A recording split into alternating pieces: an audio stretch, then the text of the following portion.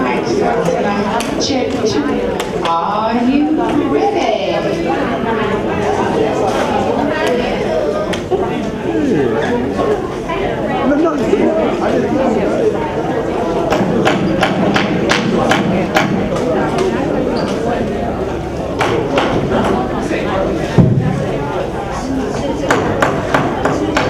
Good morning, good morning. Good afternoon. My name is Teresa Dudley and I have the honor of being your president.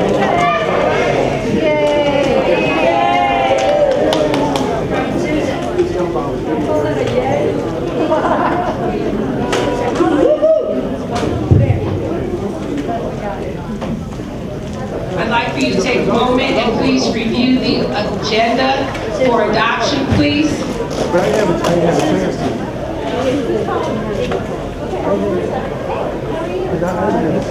Are there any additions to the agenda? Madam President, in addition. Yes, Rowena Shern, under appearances. Yes.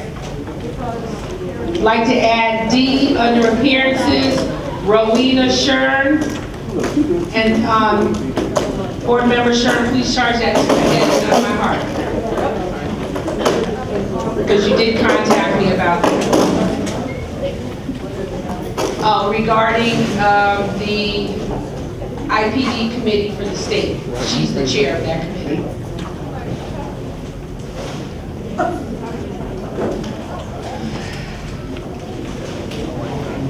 Are there any other additions to the agenda? I do know, I do want to, under appearances, Celeste Williams, who is the chair of the foundation, had a family emergency that she had to attend to. So I'm going to ask, I'll just do the presentation for her because I know what she wants to say. I don't want to throw it to somebody who doesn't know what to say. Okay.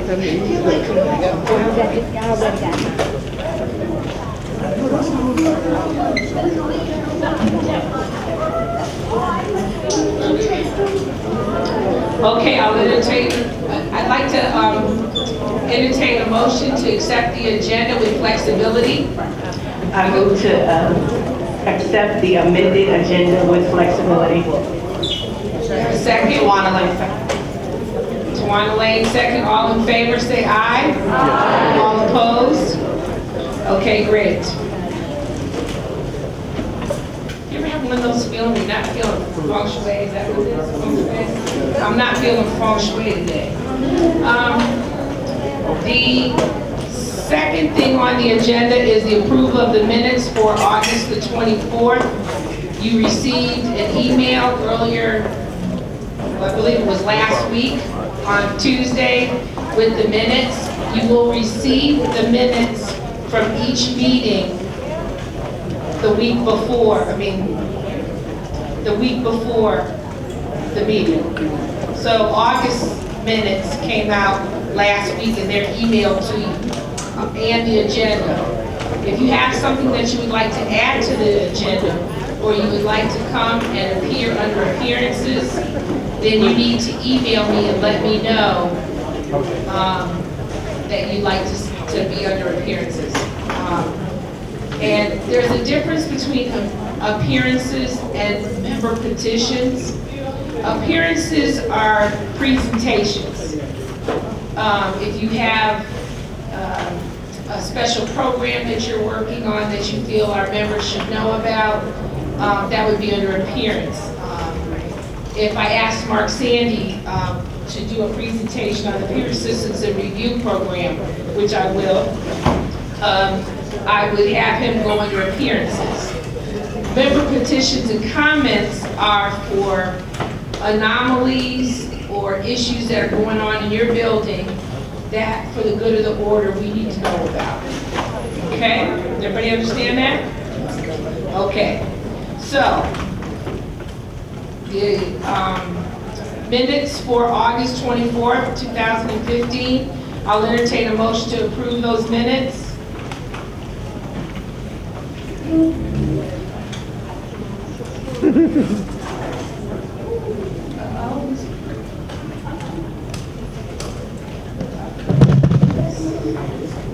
I'd like to move approval of the minutes.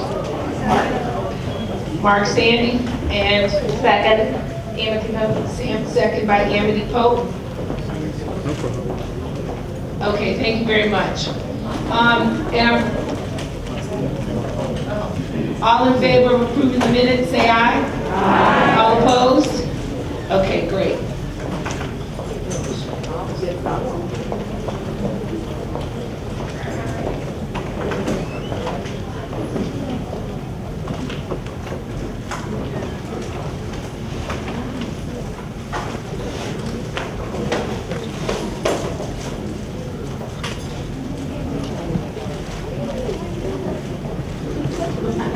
Okay, today we have a couple of special guests.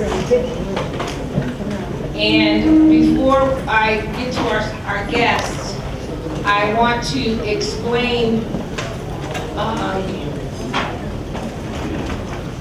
why we have some of our guests. And Jamal, would you, are you prepared to? Okay, while Jamal's passing out some information for you, I want to explain to you some of the things that have happened and take a moment of reflection.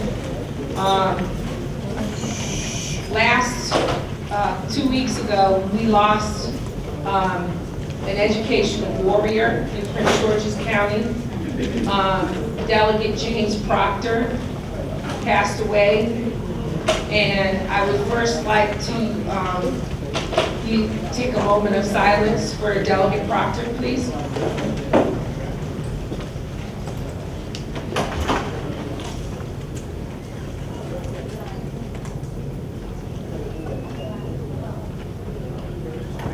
Thank you. Delegate Proctor's passing creates a vacancy on the Maryland General Assembly House of Delegates in the 27th District. And this is even more important at this time because not only we have one vacancy, there are two vacancies because Will Campos from the 47th District, where I reside, has also resigned from the Democratic Central Committee. So we have two vacancies which need to be filled. And what happens is, in the procedure, is that the Prince George's County Democratic Central Committee will convene, and they are to convene on October the 6th, I believe it is. And they will hear testimony from people and receive documentation from different community organizations on support of candidates who have expressed an interest in the position. Normally, our process for selecting candidates according to our policies and procedures would be that we would have the candidates come in, they would meet with our endorsement committee, and that's one of the reasons why we're having our endorsement committee elections, because we need to get that committee ready. And then they would meet with first they would fill out a questionnaire, then they would come before the endorsement committee, and then the endorsement committee would make a recommendation to our board of directors, and then the board of directors would bring it to the rep council for further confirmation. That's the process and that's the procedure.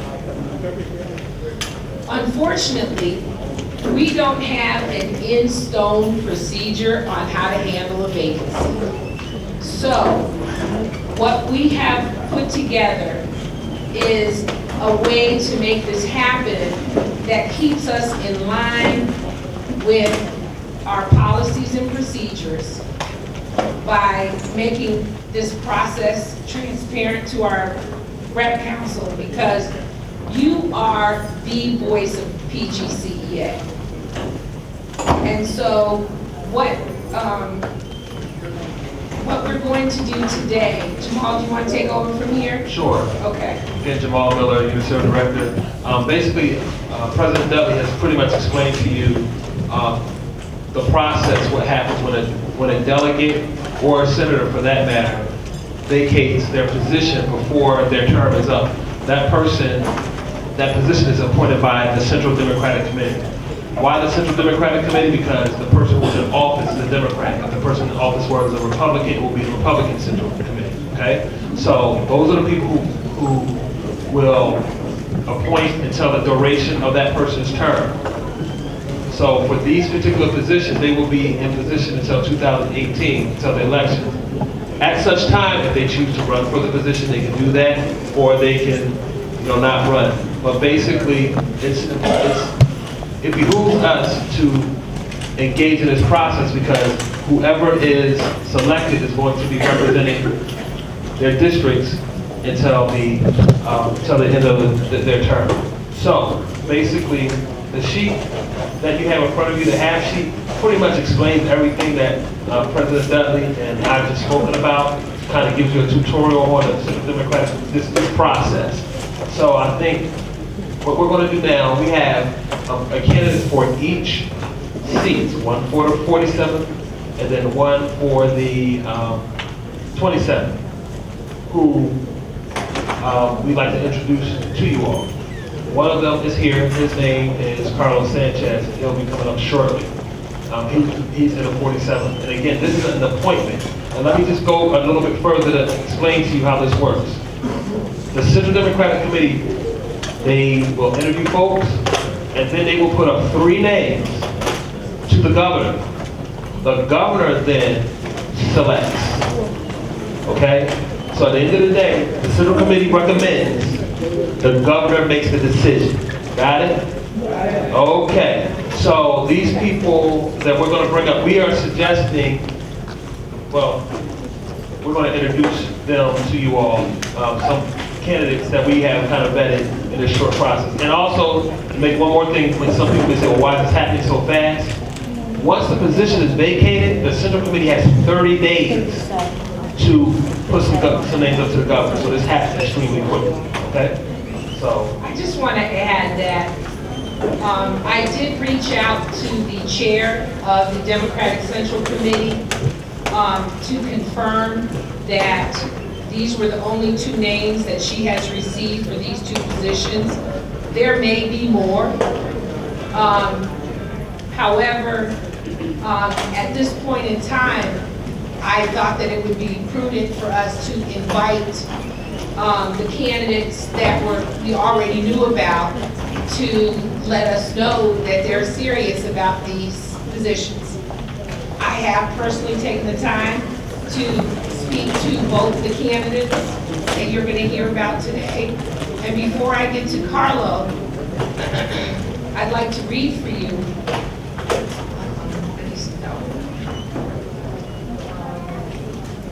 Annette, can you go to my office on the floor? There's a big, huge bottle with a red liquid in it. Can you bring that to me to drink, please? Thank you. So I want to read this letter to you. No, it's not liquor. Okay, this letter is from, these people are sorry. This letter is from Delegate Susie Proctor, not delegate.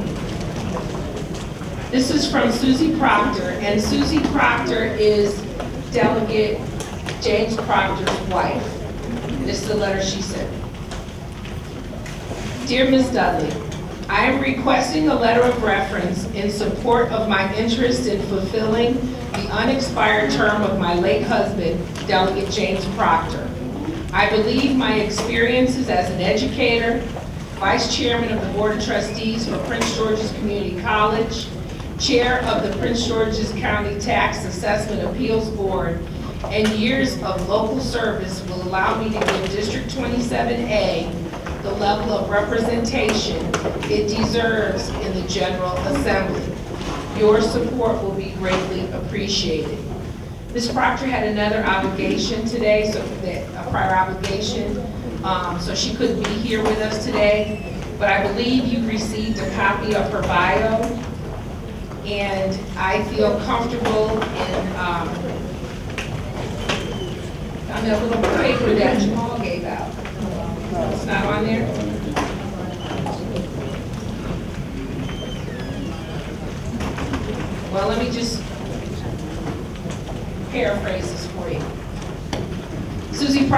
lifelong educator and active citizen who has touched the lives of children and families in Prince George's County for more than 50 years.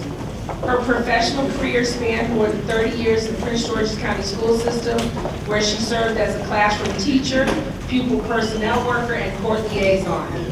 Every child she taught and every family she counseled benefit from her caring and concerned manner. She has always sought ways to promote the efforts of others and provide resources to those who needed a helping hand. In the late 1980s, she hosted a family television show, Lifestyles with Susie and Rita. As a member of the Prince George's County Commission for Youth, Children, and Youth, she helped to coordinate an annual Festival of Youth which showcased the talent of children of Prince George's County and connected families to the services available in the county. As a member of the Maryland State Teachers Association, she advocated for benefits and improved working conditions on behalf of teachers throughout the state. Susie's community involvement has steadily increased since her retirement in 1996. She has served on the Community Support Services, the Board of Community Support Services, which helps low and moderate income families and senior citizens access service. In 2010, Governor O'Malley appointed her as the chair of the Prince George's County Property Tax Assessment Appeal Board. In 2011, Senate President Mike Miller recommended her to serve on the Board of Trustees for Prince George's Community College. Most recently, she has served as a member of the Southern Maryland Black Chamber of Commerce.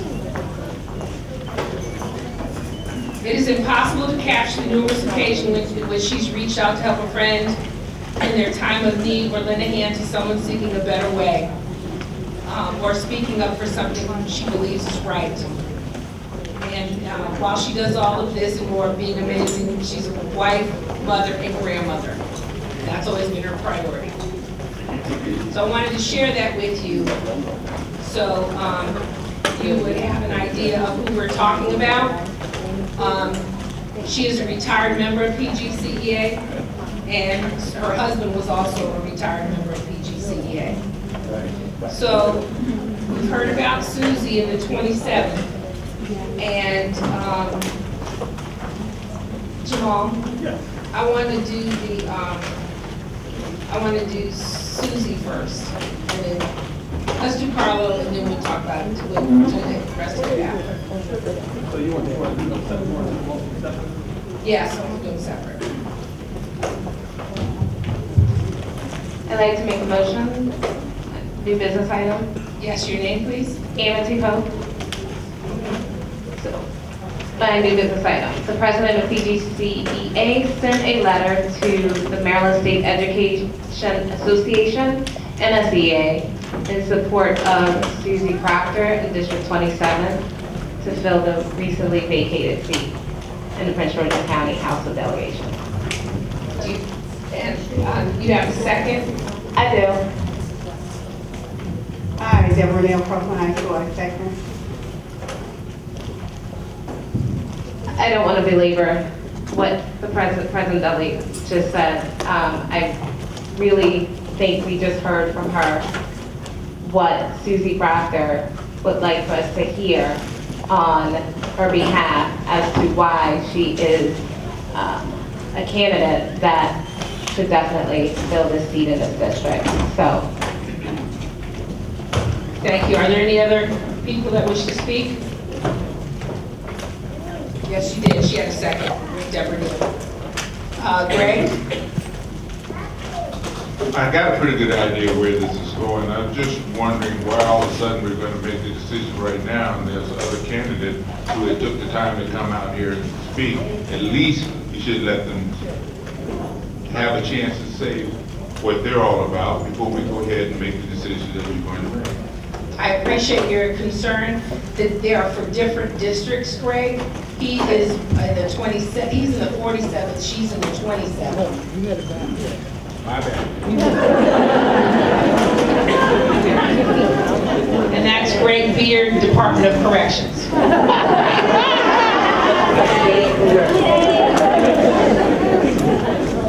All right, not seeing any other persons rising to the microphone, I'll put the question before you.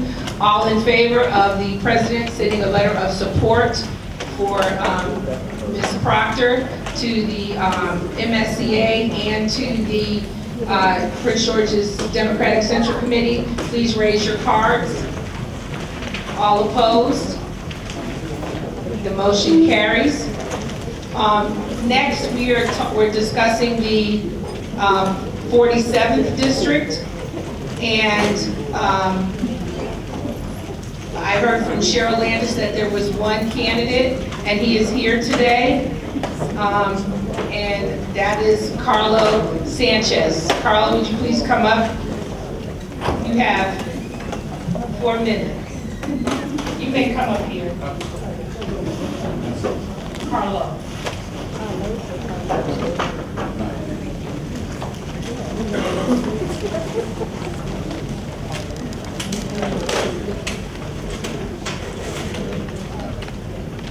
Good afternoon, everyone. I was hoping I was going to be able to do it from over there. Being in front of educators is always a little tricky for me. My name is Carlo Sanchez. Yes, no S at the end. Having a last name that begins with S makes that difficult. People call me Carlos all the time. But my name is Carlo. So I'm a lifelong resident of Prince George's County. I was actually born at Washington Adventist Hospital in Tacoma Park. Spent the first 10 years of my life in Langley Park. My parents moved out to Radiant Valley, which is near Landover, Lanham. So I lived pretty much there as I went through college until I bought a house in Carroll Highlands about 8 years ago. And you know, when you buy a house, and I was at the time 25, it was an investment for the future, not necessarily sure what I was going to do. And over the last few years, one thing that's kind of resonated with me is that I want to stay in the county. I want to make a difference in the county. I live about a half mile from where I grew up in Langley Park. And seeing the condition of that area, having friends and family that still live there, and seeing some of the difficulties that are going on kind of spurred me to want to be more active and be involved. I'm the president of the Carroll Highlands Neighborhood Association right now. I serve on the Prince George's County Democratic Central Committee representing District 47B, which is the same district I'm now hoping to be nominated for and as delegate. You know, over the last couple of years, I've started getting more involved. Obviously, being involved in the neighborhood association, we deal with the school there in the neighborhood, the parents, lots of immigrants that have moved into the area over the last 10, 15 years. And so kind of hoping to bridge that gap and speak with them. I don't like to call myself a success story, but I feel like I am, and they look at me that way. So kind of being able to have a relatable story where I can talk to them about their children, the experiences that their children are going through, and how to hopefully get them out of that has been one of the most rewarding things for me. I wasn't sure how long I was going to have. I didn't know if it was a question and answer thing, but scared me. I was like, that went quickly. But I am aware of some of the education issues. Obviously, this past year, the governor tried to cut $168 million from the school funding for the state. He's refused the $68 million for the GCEI. We now know that we have a surplus this year, which would allow him to give that money up without having to go past that line that he said of how much he's willing to spend. And I think that's something that this year when we get up to Annapolis, if I get up there as well, we should be fighting to make sure that he releases those funds so that we can get those $68 million back here. I am aware of the issues. I stand with the educators. I've known Teresa for a short while now, and you know, the one thing, no one can ever guarantee the results, right? That's the one thing politicians should never do. The one thing I can guarantee you is that I will always have an open door. I will always have sympathetic ear. I believe that our education is our future, right? Our children. In Langley Park, a study came out a couple of years ago that stated that about half of the children that live in Langley Park don't graduate from high school. That's an issue. And that's my neighborhood, that's my backyard. So what that means is levels of crime go up, house values drop. Those are all things that directly affect me. I don't have children right now. I hope to have them in the near future. Just I will keep practicing. And the one thing that I know for sure is that I want to make sure that when the time comes for them, that there's an area there that's healthy, that they can thrive in, and that they can succeed from. So I'm asking for your support in this. Like I said, I'm willing to work with you guys. I will always have a sympathetic ear. I appreciate your time and your even considering this. Thank you.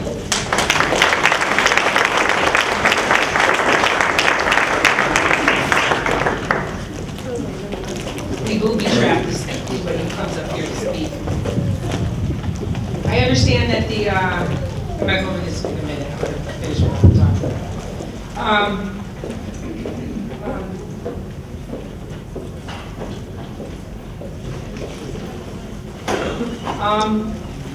I just want to make sure from the parliamentarian that this was appropriate. I want to take off my president of PGCEA hat for a minute. I also serve on the Democratic Central Committee for Prince George's County. And I have been fortunate to work with Carlo as a member of the delegation from the 47th District. And the one thing I will say about Carlo more than anything else is that he listens. And there have been times where I've said, well, let's just do this. And Carlo will say, no, I need to find out more first. And then he'll say, okay, yes. But the point is that he listens, he's in his community, he's put a lot of effort into a very tumultuous Democratic Central Committee. And if he can handle what we went through with that Democratic Central Committee in the past year, in my opinion, I feel he's ready for Annapolis. Because it was the same kind of, where's my little thing that I smiled? The same kind of shenanigans that they try to pull. But Carlo was able to sort of be a conduit where people could come to and everybody was able to work together. Because he is the, he takes all the minutes and he's secretary. So I just want to say that I think he would be a good choice for us in Annapolis and that he would represent us well. So those are my 2 cents, and you can do what you want. Okay, so I'm gonna put my PGCEA chair back and hat back on. Miss microphone one. I want to move a new business item. Okay. The president, I would like to move that the president of PGCEA send a letter to the Maryland State Education Association, MSEA, in support of Carlos Sanchez in District 47 to fill the recently vacated seat. Thank you very much. And Do I see a second headed to the mic? Yeah. No, we have a point of information. Point of information. So I have a second.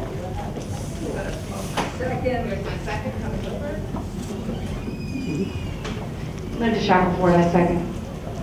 Point of information. While I really am impressed with Carlo, I do want to know, are there other candidates who are running? I did converse with the chairman of the Democratic Central Committee, and no other names have been put forth until this date. If there are other candidates that come forward between now and Wednesday, I don't know about that. These are people that have already approached me at this point. Okay, that's good to know. All right.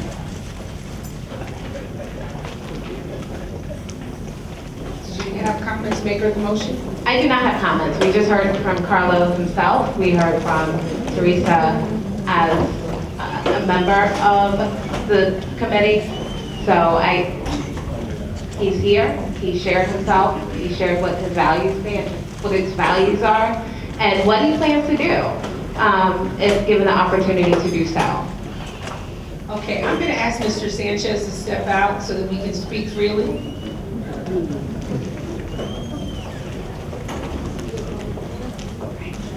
You're welcome to stay outside for a few minutes while we figure out what we're going to do.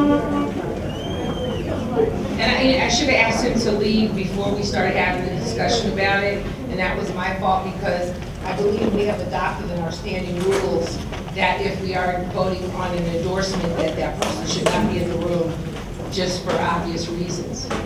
So, having heard that, I guess we could don't see anybody else rising to the microphone. I put the question before you.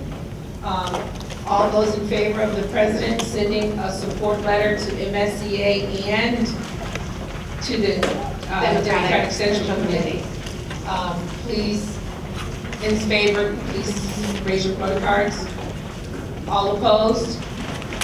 Thank you very much for your support. Give yourselves a hand.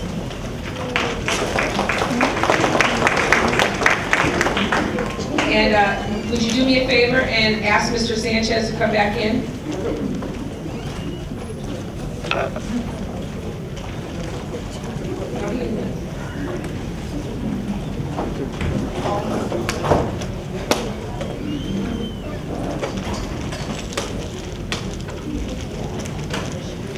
Is he coming back in or you go back? He's not on a curve, you're done. That's fine.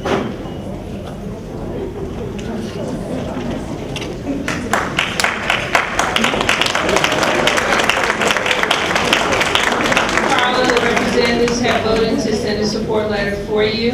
We thank you for taking the time to come and visit with us today. I will be in contact with you concerning how we'll get everything orchestrated. Thank you very much for coming today. Thank you, everyone. All right, moving along on the agenda, we have,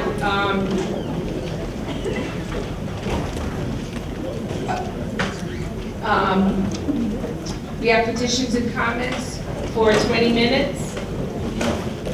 Okay, so, the PGCEA Foundation, in the back of the room on the table, there are photocopies of PGCEA Foundation forms. Celeste Williams was scheduled to come, who's our past president. She is also the chair of the foundation.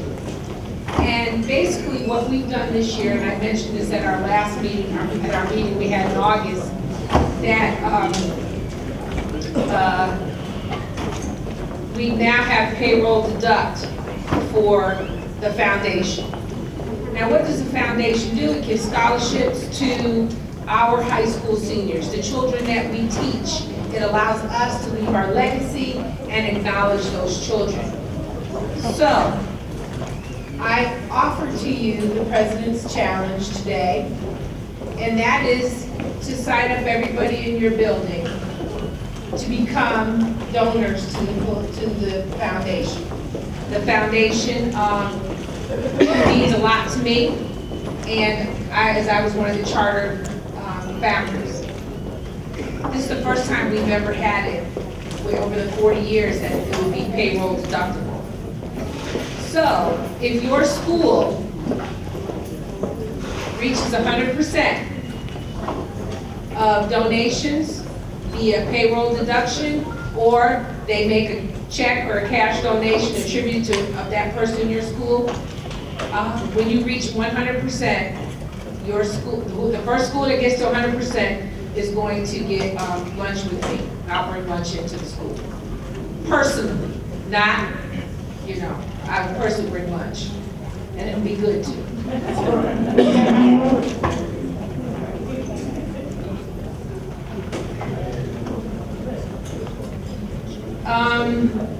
I have to think about that. This is just for schools right now. I think I can do something special for the other sites. Now we have NEA member and security benefits. Where'd they go? I don't know. Okay, I put them out. That's why they're out. These are the folks that donated, gave us money enough to buy a tablet, a Galaxy tablet, and a boombox and some other prizes for our PEAT training. And I just wanted to thank them for coming in. Jamal, did they leave? The security benefits guys? They're here. They're here. They're here. They're here. Come on in. This is Justin and Jay. Joe. Justin got the J in it. Justin and Joe, and they have been very helpful and they are part of our NEA member benefits. You're going to hear more. They want to come in. I wanted you to see their faces if you see them in your buildings. Security benefits is the 403 provider for our NEA benefits, which I highly suggest that you take advantage of the opportunities on NEA member benefits. Unfortunately, I'm running short on time, fellas. I'm going to invite you to come back on November the 7th for our members, our benefits fair that we're going to have. All right? And I want to thank you. Oh, and there she is, and Miss Brown. And Miss Brown is, come up here just for a second, so they can see you. And these are the folks from Security Benefits, and they are our partners. And there are special programs that you are able to take part of through NEA member benefits. One of them is having vendors that are certified, that are vetted through NEA member benefits, so that if you ever have any problems, you don't have to worry about it because you got the strength of 3.2 million members behind you and the NEA if there are ever any issues. And I'm just going to say this, they're going to be at the cookout on Wednesday, and I believe they're bringing a prize wheel, so we're giving away some prizes. So I want to thank you guys for taking the time to come out today. Thank you. All right. So we got that done. Committee report. Oh, Rowena, sure. D. And I'm going to ask Tawana Lane, Charles Burt, Amity Pope, and membership to be ready to go. Charles Burt, Amity Pope, and membership to be ready to go.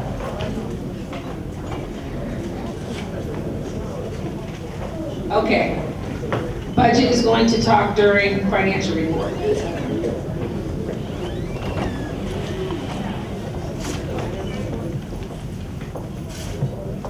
And after Rowena, I'm going to take a moment, but I want to go ahead, Rowena. Yeah, positive. Rowena Shern. One of the things, Maryland State Instructional Professional Development Committee co-chair. This year, for those of you that will be participating and going up to Ocean City with us, we have a whole list of potential professional development opportunities, and several of our members from Prince George's County will actually be providing some of the professional development. And so since we get the day off, and there aren't very many locals in our state that actually gets the day off, what a wonderful opportunity and chances to go in and to get free, your heads turned, free professional development. So if you picked it up in the back, consider coming and joining us. These presentations are going to be awesome. Quality work is went into planning and preparing for this for all of our state members, and so really consider coming out. Again, if you need your continuing professional development credits to renew your certification, we do that in Prince George's County. Again, not every local does that, but we do provide continuing education credits, so continuing professional development credits. So please consider joining us, and again, it's on the back table. If you have any questions or anything, you can see me. Thank you, Rowena. And Rowena has served as the chair. This is her second year. Is that right?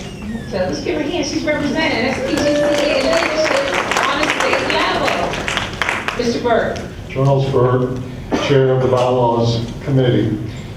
We will have 2 meetings this year, so if you have ideas for changing our bylaws, you need to consider attending or at least getting something in writing to me or the president before the first Tuesday of October and the first Tuesday of November.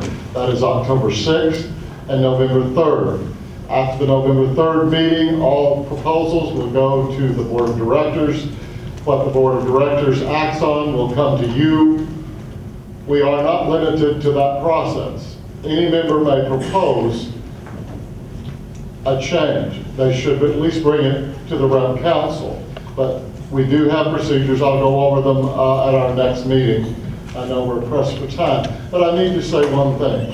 The President had already asked, well before tonight's meeting, that our committee take a very strong look at procedures for electing and operating the FAC. So she was already on top of this issue before this evening. Thank you. Charles, while you're there, can you give a brief review of parliamentary procedure? You want me to do it now? Yeah, do it right now while you're up there. Okay, hold up the cards for me. President has been very lenient this evening, but all speakers are limited to 2 minutes, and we will probably try to police that much better next meeting. And that is 2 minutes for any purpose, for petitions and comments, for speaking on an issue if we have a motion. Tawana, would you, the color-coded cards right there? No, the color-coded ones. You need to use a blue card from this stack right here if you want to make a motion. You need to use a green card if you want to support a motion that has been made. You want to use a red or pinkish card if you want to speak against a motion that has been made. The President will typically take 3 for and 3 against and then ask the body if they want to continue. If you want to do anything besides that, we have 2 other cards. One for a point of information, one for a point of order. Both of those take precedent over speaking on behalf of motions. So be aware that you need to ask a question quickly if you want to do either of those things. Finally, we call the President the chair when she is in charge of the rep council because she may ask someone else, such as the vice president or other appropriate person. So we always refer to whoever is in charge of this meeting as the chair. Thank you very much, Madam Chair. That's so funny. I still get a kick out of that. Okay, I always will. Government Relations, Amity Pope. I think she had to leave, right? So Jamal and I will sort of tag team on this one. Jamal Miller, Human Service Director and Liaison for the Government Relations Committee. Jamal, can you speak in the microphone so everybody can hear you, please? Oh, I'm sorry. Jamal Miller, Human Service Director and Liaison for the Government Relations Committee. Basically, the first thing we want to do is just kind of give you all an update or a year looking ahead. We're going to have several things that are coming up this year. Number one, it is an election year. It's not the big one for Maryland, but we will be electing some school board members as well as a congressional race and a Senate race. So you'll see some action around that. More importantly, in all likelihood, we're going to have some movement on some local things as well. Last year, toward the end of the legislative season, as you know, we came into a huge battle about the budget. This year, in all likelihood, it's going to come up again, okay? And we don't know how it's going to come up or what form or what the issues are, but I think the thing that you can take back to you, the people in your building is number one, to be very vigilant and to look out for the things that we're going to have out. And number two, and more importantly, to make sure that we don't advocate against our own best interests, whatever that is. And again, there'll be guidance and everything that's going to come as it happens because we don't know exactly what's going to happen at this time. The other thing that I want to talk about is political action committee and the PAC fund and the Fund for Children in Public Education. As you all may know, that we have computers in the back in the boardroom for people who would like to donate or purchase, where there used to be raffle tickets online for the convention. Before they were paper tickets that we would hand out. Now, like everything else, is okay. We don't have a computer. There's no paper Okay, tickets. but there are no paper tickets. The bottom line is that you can use your phone, and also you can forward the link and get other people in your building to donate as well. So we're encouraging folks to do that. We have a flyer in the back. One person even wrote a check. We take checks too. So just wanted to bring that to your attention. I think that's pretty much it. Have I missed anything? Yeah, just an ad about the PAC and fundraising for the PAC.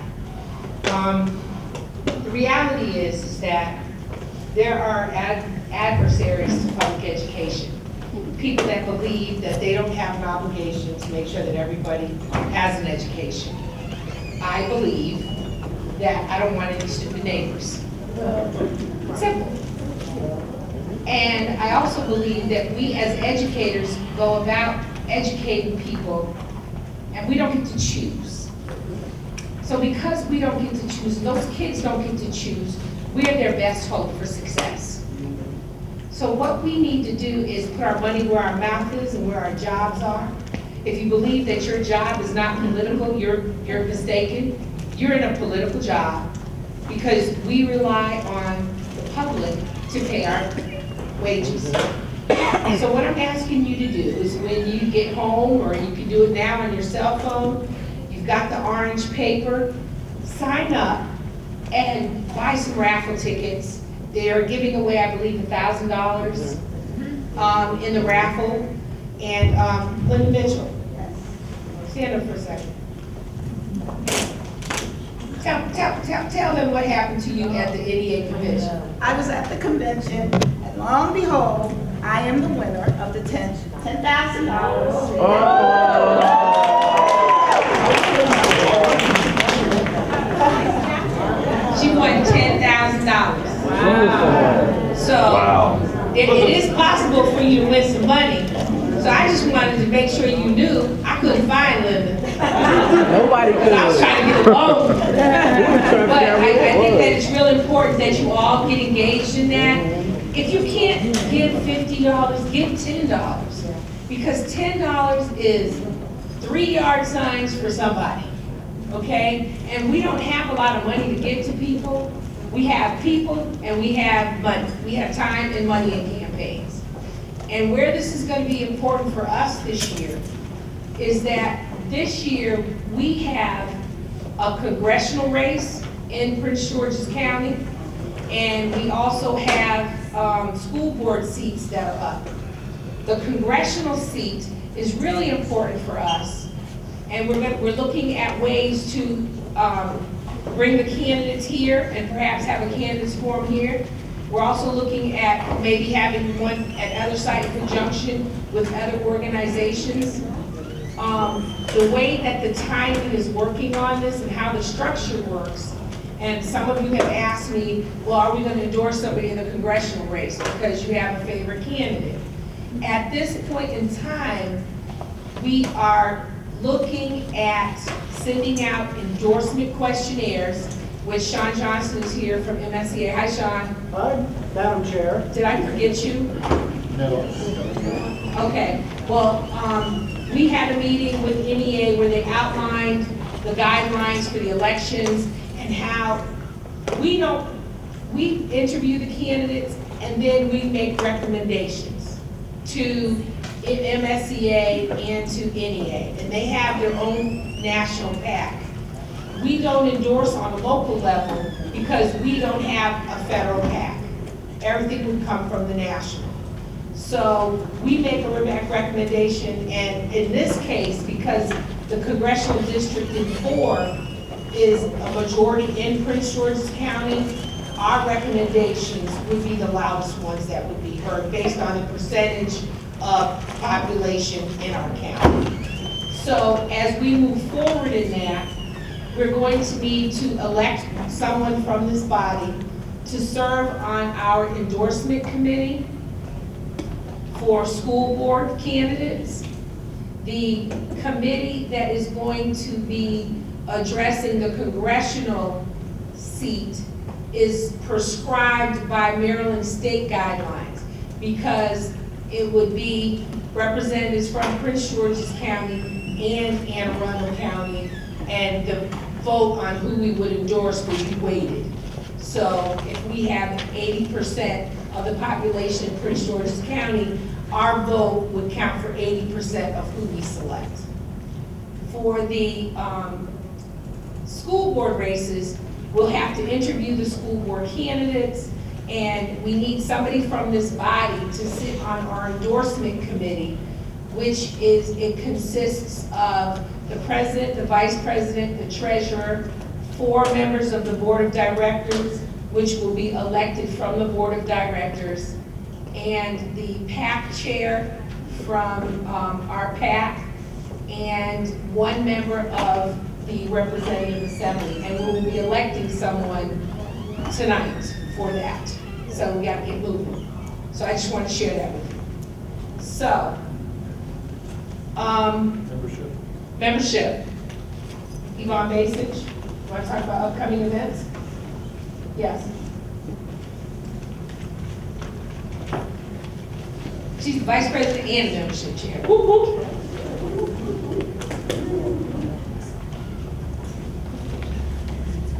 Hi, everybody. Yvonne Basich.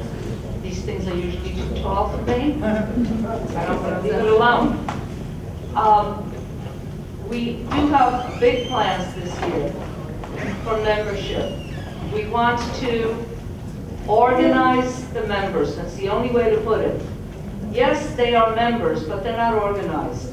They don't come out to rallies. They don't come out to meetings. They're simply members, and they complain a lot, and they have a right to complain. But if we involve them, if we get them to understand that without them there is no union, that's how you get them to work with us, and eventually they will complain less because they will see that they're actually working for the greater good. That's the only way to put it. Now, the first thing that we're doing is this picnic. So we need for you to advertise it in your schools. It is this Wednesday. There will be good food. There will be good music. There will be a lot of talk about union and about what we need to do as teachers in Prince George's County. So that's the first thing. And you want me to go through this whole thing? No.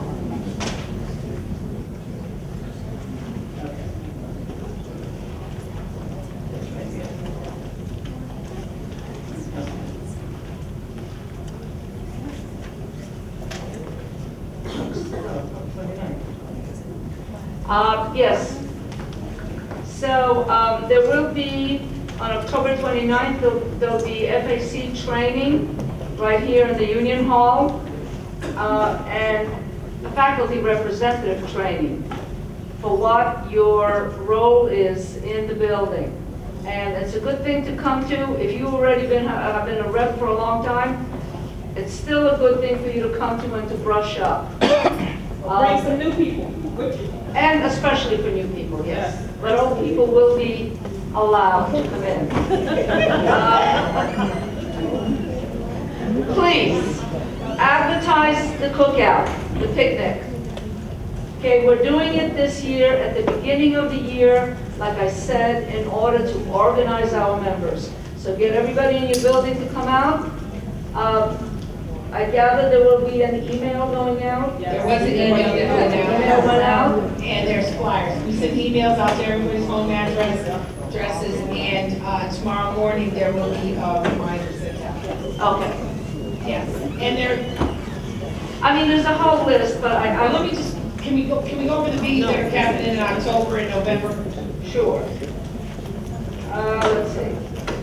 October 21st, there is going to be a bully-free workshop, and it'll be right here. It will be led by none other than Charles Burt, who is a NEA trainer for bullying. He will tell you how to bully. I already told you about October 29th, the faculty representative training. October 21st, we will have a fall festival costume party. You can come dressed as a teacher if you like. 31st. 31st, right, and that's it.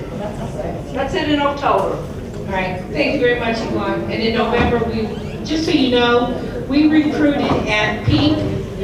We recruited and during our efforts to recruit new members over the summer, 878 new members to PGCEA. I will say this, we did a great job at peak. We had it organized and we were rocking and rolling. Now I want to do minority affairs, but I'm going to ask to switch order because I want to get the elections in. Would you bear with me? Linda Shackelford from the NECC. She's up there. I'm coming. Distant.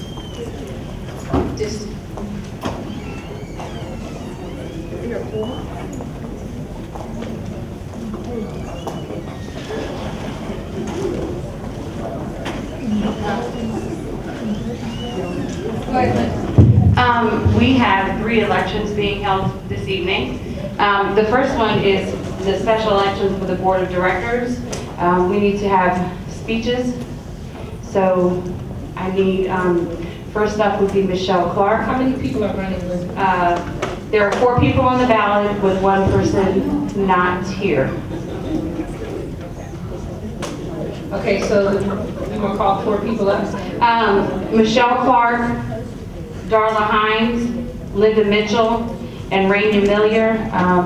Raina is unavailable this evening, but her name is still on the ballot. How long were candidates told they would have to? I'm sorry, How long were candidates told they would have to speak? 3 minutes. Okay.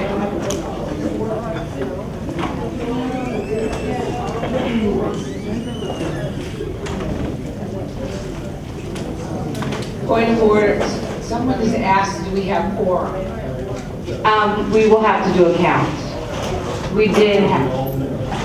So if you are a visitor, I'm going to ask you to stand up and leave.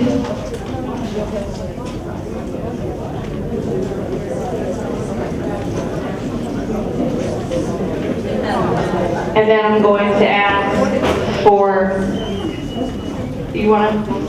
I'm gonna.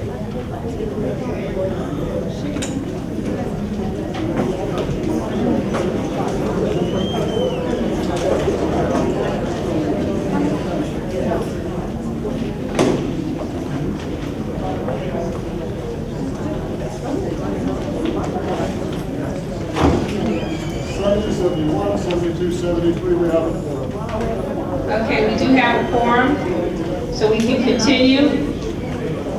Ms. Shack, are you supposed to be up here, Shack? Yes.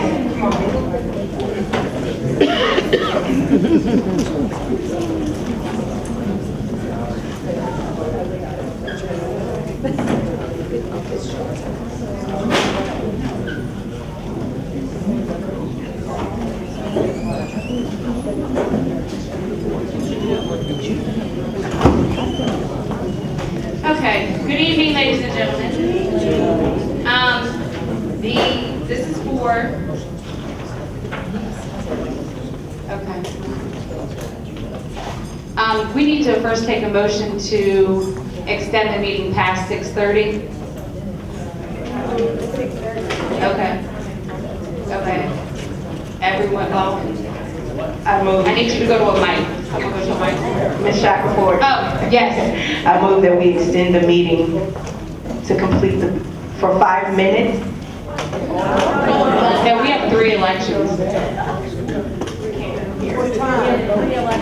I know, but I move that we extend the meeting to complete the agenda as amended. Is there a second? Second. All in favor, please raise your voting cards. All opposed? Okay, thank you.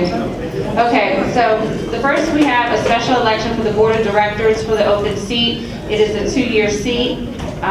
We have the first Michelle Clark to come speak. Go, Michelle. Go.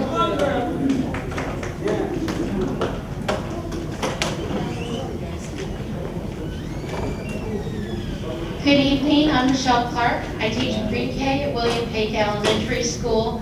Most of you already know me, and believe it or not, this voice is actually better than it has been for about 5 days. So please bear with me if you can't hear me. Why? Why elect me? The time is now.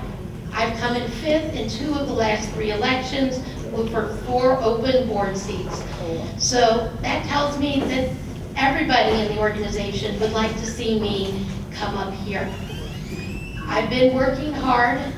At this past summer at the NEA convention, I was a member of the bylaws committee, and we met and talked about the bylaws changes. We listened to the committee hearing, and we all voted on what to recommend to the state at that level, and that was chaired by Rowena. I've also gone to as many professional developments as I could this summer, including one offered by MSEA, the leadership training in Salisbury, which was a 3-day training. And I'm trying to do the best I can, for you.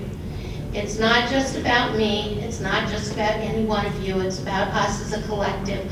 We need to work together, we need to come together as an organization, and I've been doing everything I can to be as educated as I can be to meet the needs of our membership going forward. In addition, I am one of the co-chairs of the Time to Learn, Time to Teach, or Time to Teach, Time to Learn. Some people, I've heard it both ways. Adam, officially, is it time to teach, time to learn, or time to learn, time to teach? Sean, I'm sorry. Time to learn, time to teach. Thank you. But anyhow, we're just getting started, and we'll have our first meeting this Thursday online. We are working hard. This is about testing. This is about making sure we have the time to do what we need to do in our classrooms so that the students have time to learn. Testing serves a purpose, but if it's not limited, the children can't learn. Therefore, they're not going to succeed on the test. And it all comes together. Please elect me for the board of directors, and as my voice is running out, I'm going to say adieu. Thank you.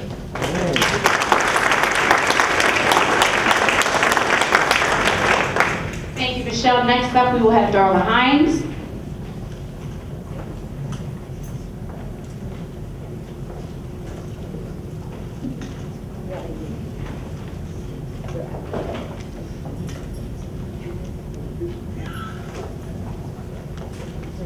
Good evening, I'm Darla Hines, and I'm here to ask for your vote. I'm not going to tell you about all the various committees I served on. I don't think that particular will take us forward. I'd like to speak to you about national issues in particular, and also the local issues. National issues, as many of you know. Can you hear me okay? Yeah. All right, our pensions are under attack. Not just in this state, 17 states are actively having to fight the Koch brothers and their machine, which ironically, the group that the Koch brothers head, okay, is entitled Americans for Prosperity, just not for us. If you are a millionaire or better, then you can sign up, but otherwise, you do not deserve, you do not need a pension for those 30 to 40 years that you serve. Despite the fact that you're going to have to work until you are 65, you will be kicked to the curb if the Koch brothers and their minions are able to do what they want. Now, they're going about this by many, many means, okay? Our tenure system is under attack. Now, this is where it becomes a local issue. One of the means of attacking tenure is one aspect of the FFT. How many of you have been on cycle last year? Okay. How many of you have been on cycle more than once? Okay. If you haven't, then probably some people in your buildings have. It's not comfortable. It's an ugly, tedious, time-consuming, insulting process. It is. To each and every teacher in this county, to everyone in this room, to everyone in any classroom in Prince George's County, it needs to be stopped. You can be on cycle forever. In addition to this, when you are on cycle, theoretically there are 2 formal observations, but if they want, they can come in any time they want and count it as a formal observation. How fair are these rules? Would we be allowed to do that? Oh, I just love it. Absolutely. Okay, and again, you can receive a provision and once again be on cycle the following year. We don't need a procedure that takes 15 pages to complete. Nobody needs it. We are professionals. I'm sick and tired of not being treated as one. Please vote for me. And there is one little thing. Remember that little kerfluffle the other year when somebody accidentally said our names out? I want that insurance extended permanently, not just for this year. Thank you. Thank you, Darla. Next, we will have Linda Mitchell.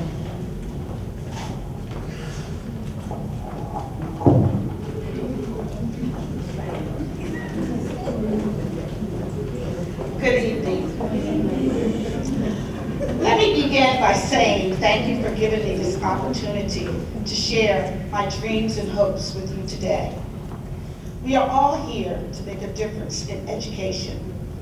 It's humbling to my heart that you would consider me to be on the board of directors for Prince George's County Education Association.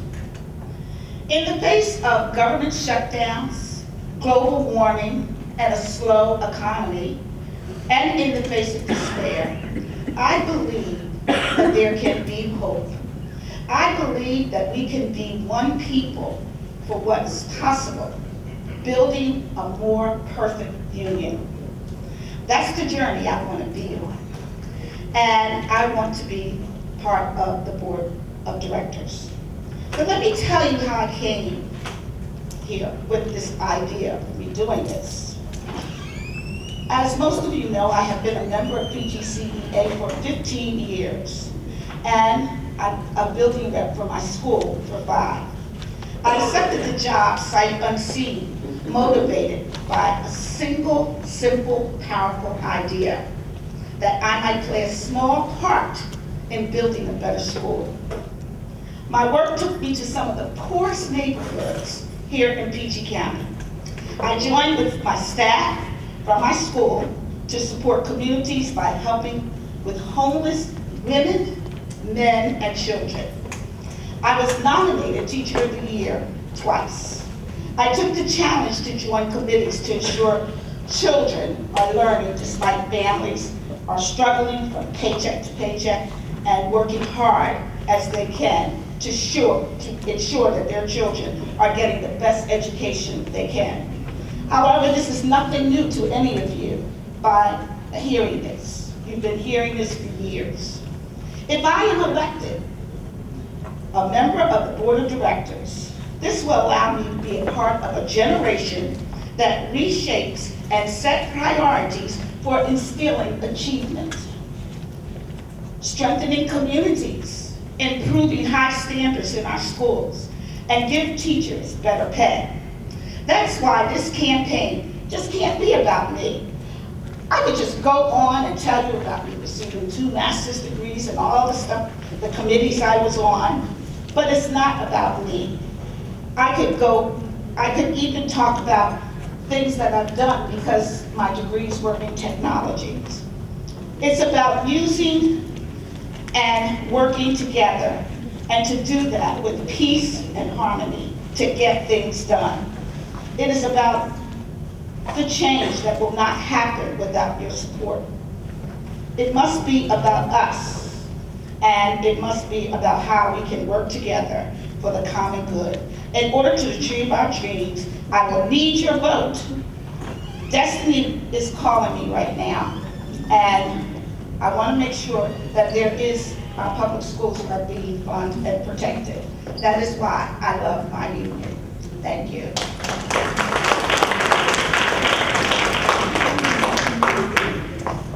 Miller, unfortunately, she was unable to be with us this evening, but her name is also on the ballot. At this time, I would ask the NECC members to come forward and pass out the ballots.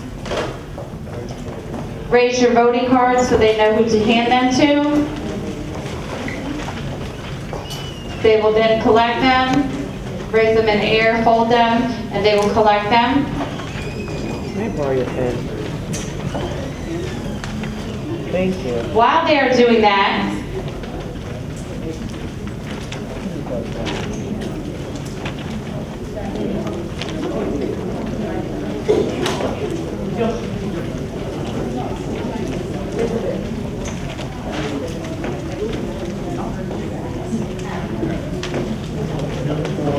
don't forget the board of directors at the front. Tony, if you could bring them for someone.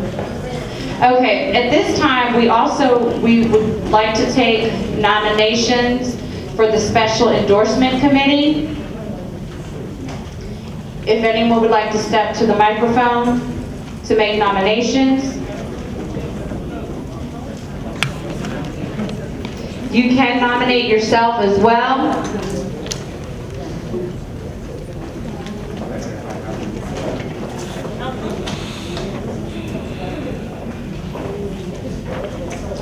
The endorsement committee will be meeting,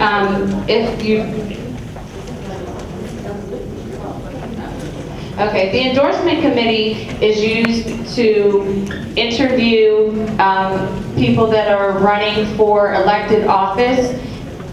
You will interview those officials that are running for office. Yes, ma'am. You can, yes, you can take the nomination. I nominate Marilyn Plummer. Okay.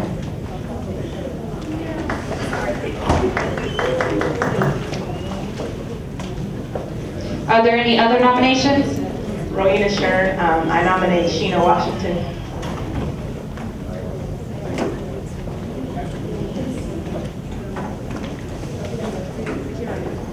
Other nomination? Yes. Sarah Lynn nominating Amanda Metzel.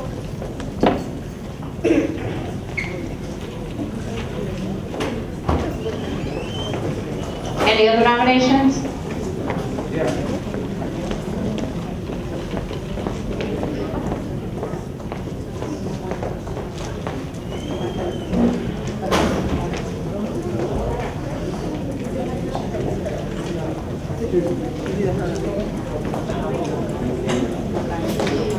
At this time, we are also going to take nominations for the PGCEA Foundation.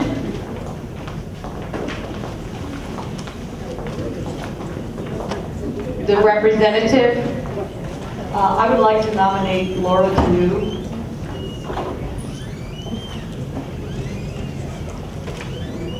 Anyone else?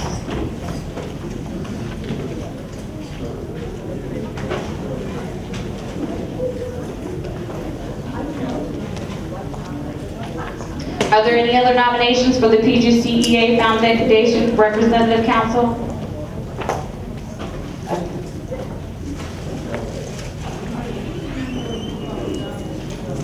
Okay, that nomination is now closed. Not seeing any other nominations. By affirmation, Laura Danu is now elected PGCEA Foundation representative. Thank you. Okay. We will due to time constraints, the special endorsement committee election in October. I know everybody's wanting to get out of here. So we will extend that until October. If you are interested or if you would like to nominate someone, you can email me at l.shackelford@pgcps.org. Thank you, and we will have the results shortly. And while we're waiting for the results, I'm going to ask Sean Johnson. Oh, I guess I should get a mic, right? I want to thank the NECC. They really work hard. Linda has taken a lot of heat for stuff that she really didn't have a lot of control over. And if the procedures aren't in place and you make a decision and it's not popular, you know, sometimes things just happen. We're going to work on that. What I'd like to do now is have Sean Johnson come up. Come on up here, Sean. I don't care. Not like that. Woo!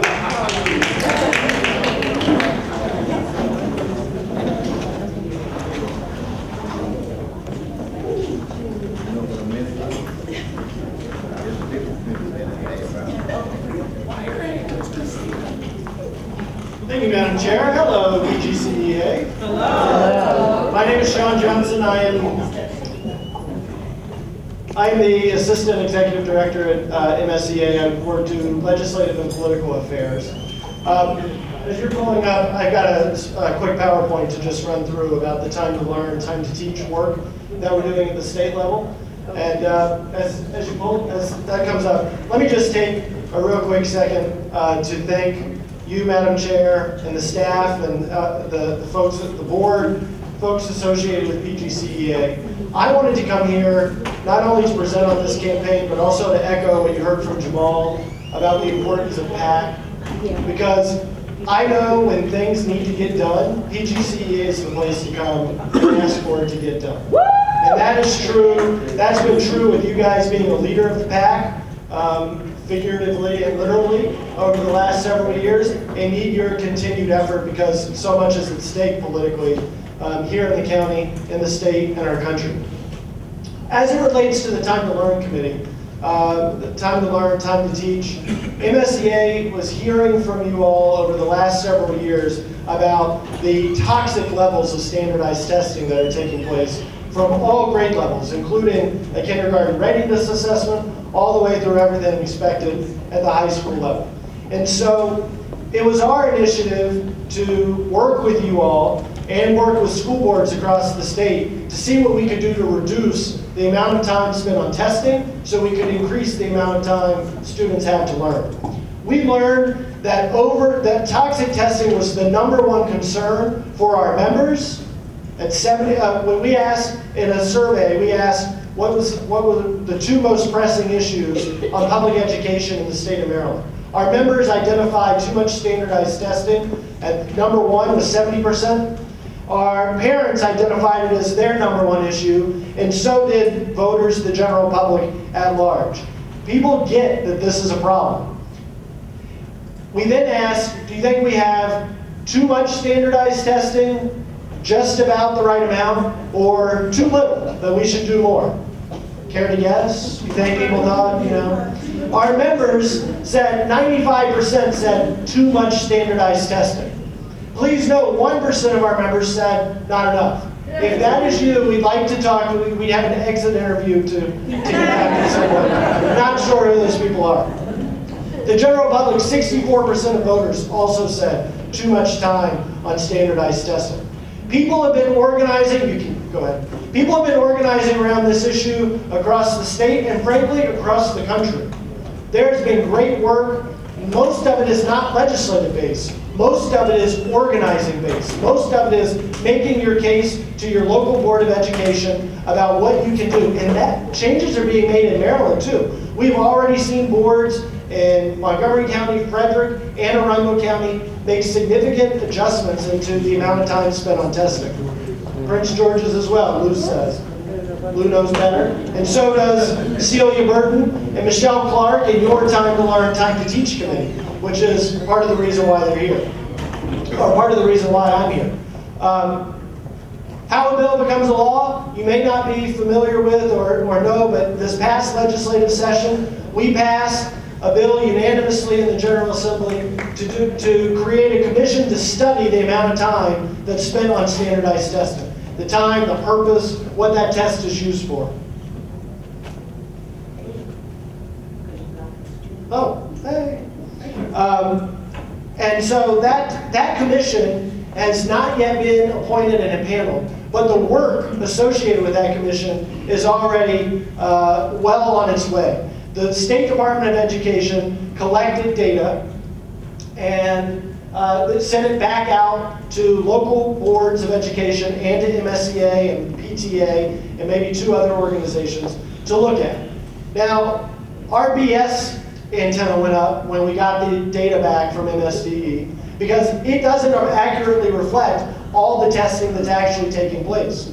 That's why we are working with your Time to Learn, Time to Teach committee to figure out, hey, we want to show you, this is what MSDE is saying is happening on testing. We need to hear from you. You're the experts on this. What's really happening? And to help underscore the need to bring public pressure and attention on this issue, we launched a television ad campaign at the beginning of back to school. Hopefully you saw these less testing, more learning ads. It had 7, 8 educators right to camera talking about the importance of reducing the amounts of standardized testing.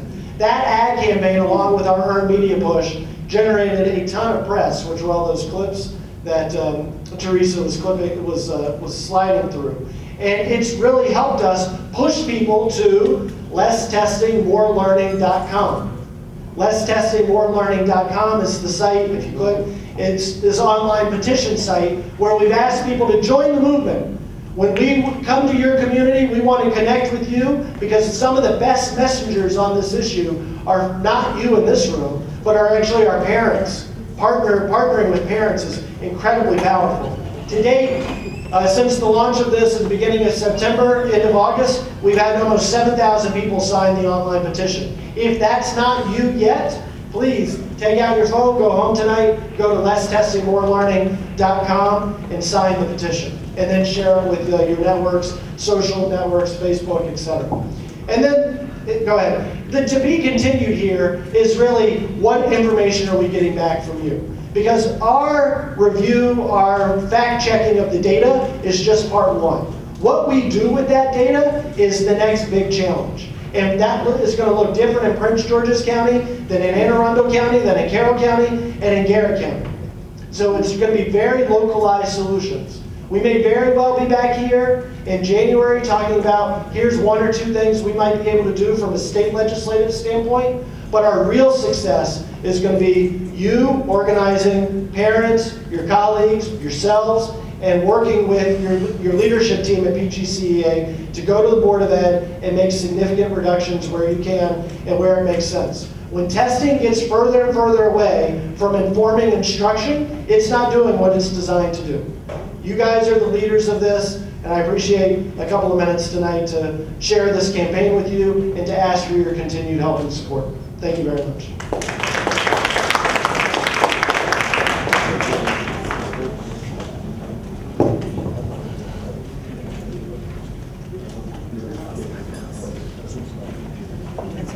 All right, so now we have Minority Affairs. Ned Jones. These tickets that are being passed out, these are for those of you that stayed.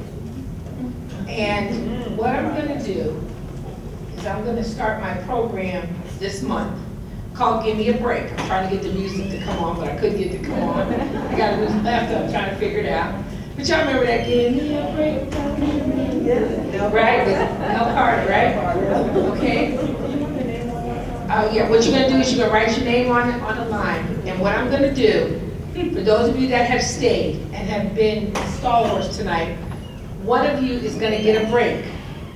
That means one day in October, Teresa Dudley's going to be your sub. I'm going to give you a break. I'm going to come in and I'm going to substitute teach for you for a day.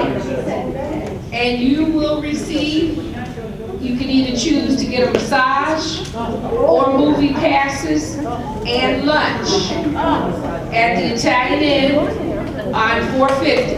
I've already made the arrangements. Anyway. You like that, huh? So, yes, everybody who's here is able, if you don't need, and the issue became some people don't need to have and Dr. Maxwell's response was, well, you know, if I got to give you guys a couple more days, I'll give it to you. That was his response. So if we need it, we got it. Let's do it. And I want to thank you for coming tonight. I was gonna wait and do it next month, but I can do this now. You guys have been so good. Annette Jones, are you ready? Just tell when the meeting is, baby. And the rest of you, PDL, social, special ed, and restorative practices. Did she leave? Robin, you want to go now before you have to leave? Well, after that? Okay, go ahead. Good evening, everyone. Annette Jones, Fairwood Elementary, co-chair, Minority Affairs, along with Polly Bennett.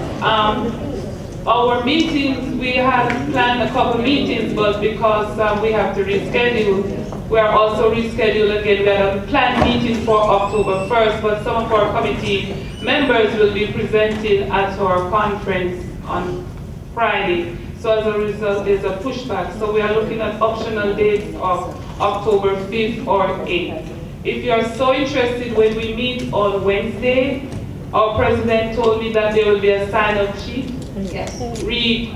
Committee, and if you are so interested, we have a whole wealth of activities planned. You can, at that time on Wednesday, I'll be able to tell you a specific date, and you will be able to become a part of for the Minority Affairs Committee. I think that's. Thank you very much. And the MAP committee gives out our scholarships. Robin, you want to hit the microphone on the way out the door? Thank you for indulging me.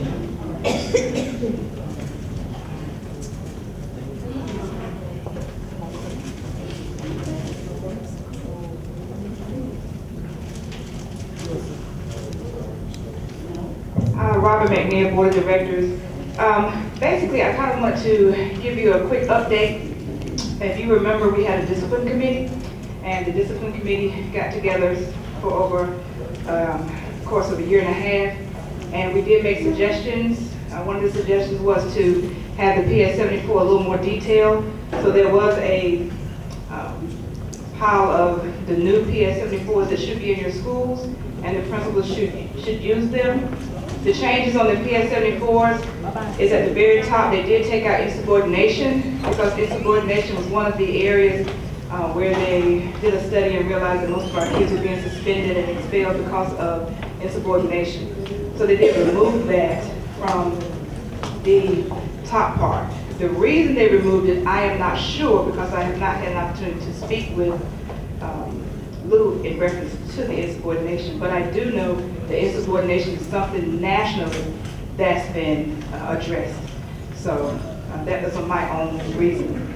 In the middle of the PS-74, you have the area that is more detailed as to what the teacher has done before the write-up.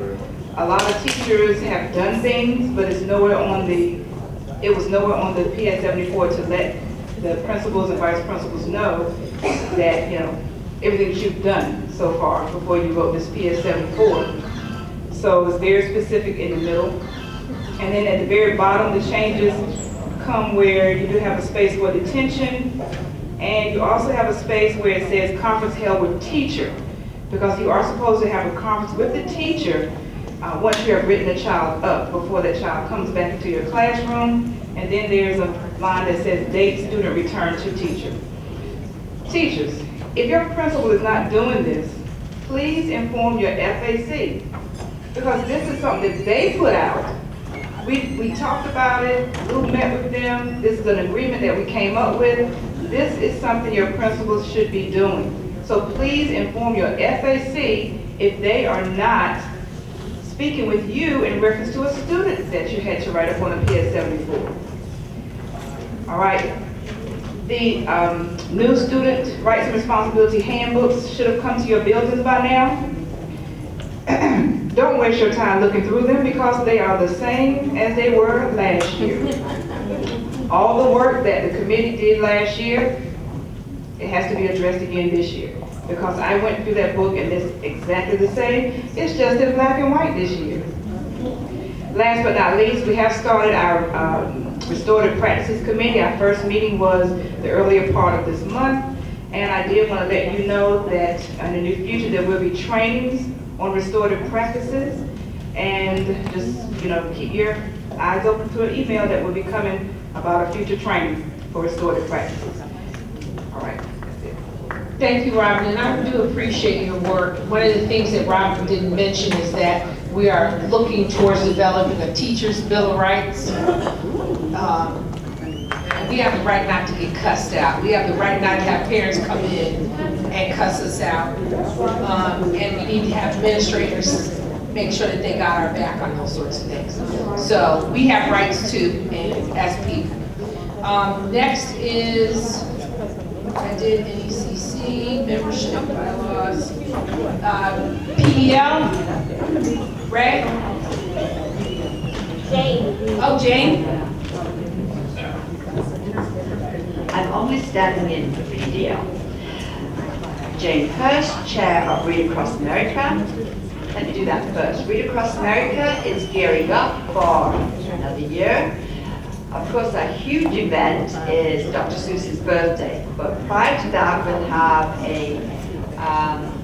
the homeless boxes, boxes full of goodies for homeless people that we take to the shelter.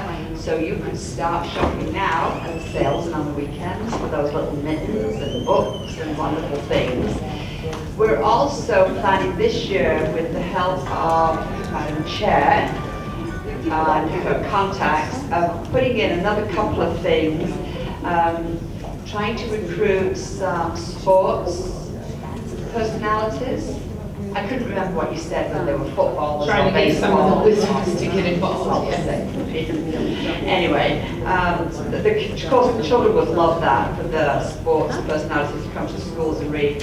So we're hoping for a winter activity other than the boxes for the hopeless standards. On to PDL, had a very successful Teachscape session on Thursday, September 24th. Participants have asked for a repeat or a further on of that. It was very well attended. Also, we're going to offer an instructional issue work session in regards to FFT, lesson planning and literacy.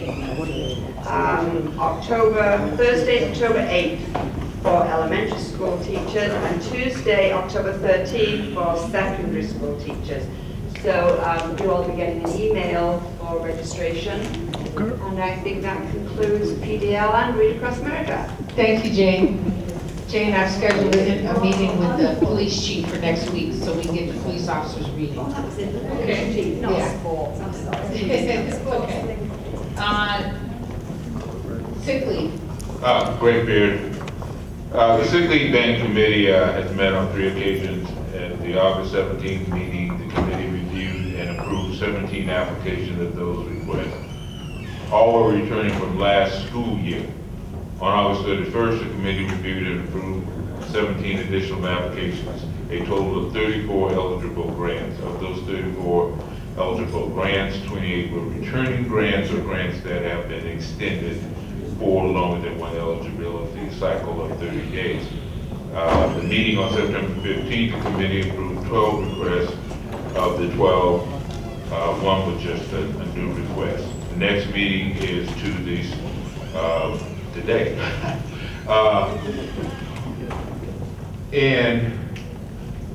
Please tell your members that I think the 30th is the last day to sign up for the sick leave bank.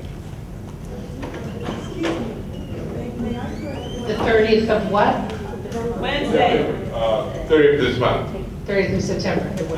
Point of information? Yes. Please go to Mike, Charlotte. We have a number of new international teachers and teachers from other states, and I understand that they must be in the system for 7 months prior to being permitted to apply for the sick leave bank. I have encouraged them to do so, but when we met with this obstacle, my question to you is this: after 7 months in the county for teachers in this with this particular background, will they be allowed to try to get into the sick bank after after the 7 months, or will they have to wait until the next year?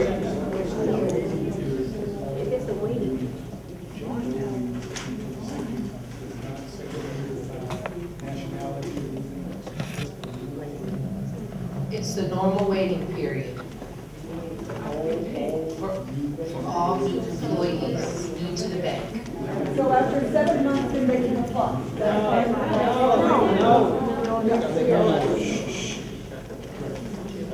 No, it's not a matter that they have to wait 7 months to apply for the bank. Any new employee coming on board can apply for the bank. They have like that 60-day waiting when they can get into the bank. But in terms of using the bank, actually getting a grant from the bank, that is the months that you're talking about, the waiting period in there. Okay? But that applies to everybody. It's not by nationality or anything else like that. Okay. I'll tell you, this is a committee, if you're interested in working with teachers to be, that's colleges and universities only, that's what our mission is here. If you're interested in working with our student members, who have to be student members of NEA, from Bowie State to University of Maryland, with their schools, colleges, and university in Prince George's County, please let us know, and then we'll establish a meeting date and time. Thank you. Okay. Special education. Special education is a new committee this year that we have put money behind this committee because that's how important it is. Go ahead, Sheena. Okay. Good evening, everyone. The Special Education Committee will have our first meeting October 20th. which is a Tuesday. We're going to be meeting on the third Tuesdays. And there will be an email that will be coming out to RSVP, but if everyone here could just let your building know that the meeting is going to be here October 20th from 5 to 6:30. And we'll be planning our year of activism. Thank you, Sheena. And y'all give it up for Sheena. She got her first new business item passed at the convention. That's what I'm talking about. We heard from Time to Learn, Time to Teach. We've heard from everyone. Let's get our report from the NECC. Did you get your report yet? I want to hear Tawana's report first. Well, I want to take you raise one. Okay.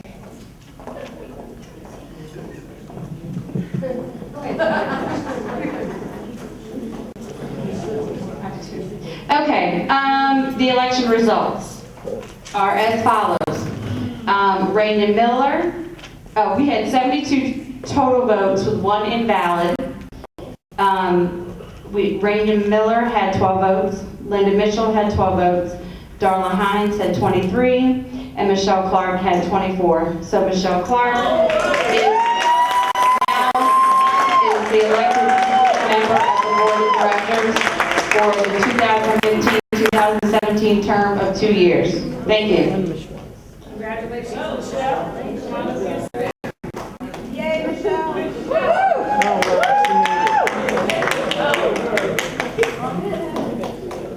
Okay, good evening, everybody. Good evening. This is your treasury report.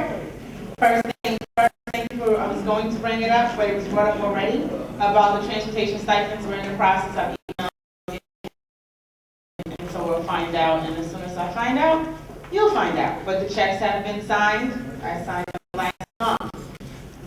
Okay, August marked the end of our fiscal year. Our accounting department is finalizing the financial statements, and a bulk of these statements will be reported out at the October of this year, 2015 meeting at Rep Council. The current income statement has been posted up. That's why we don't have the paper for it, but it's been posted on our PGCEA website. That's pgcea.org under the membership only side. Future teachers.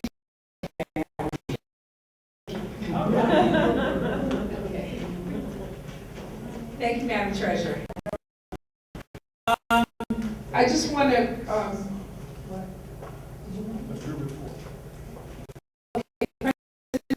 report. I'm here. The ship is still sailing, and I am really excited. Things are happening really fast around me, and I'm trying to figure a lot of things out. I love you, and I need you to be patient while I get it all together. I've spent the past couple of weeks working on a strategic plan with staff and with different committees. The committee has their charges, and we're working on moving in a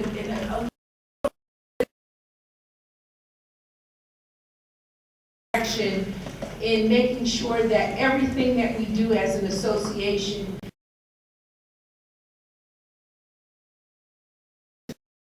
our mission, and that is to advocate for our members and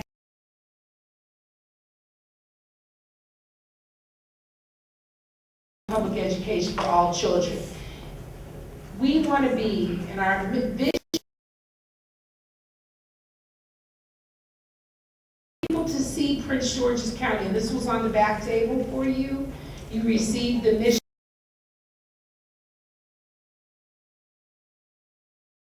The vision is for us to be catalysts for change in Prince George's County. If we keep doing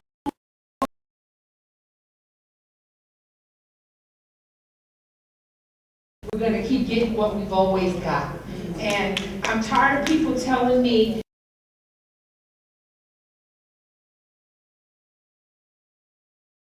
there's no money for schools, and we can't provide adequate public facilities.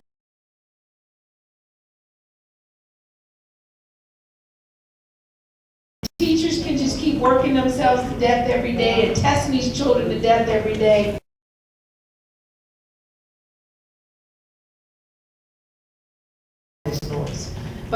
way we're gonna get there is if we organize and mobilize.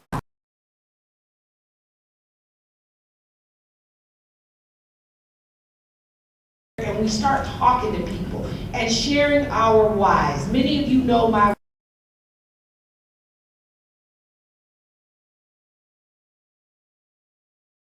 last one. So you know why Teresa Dudley is here. Your why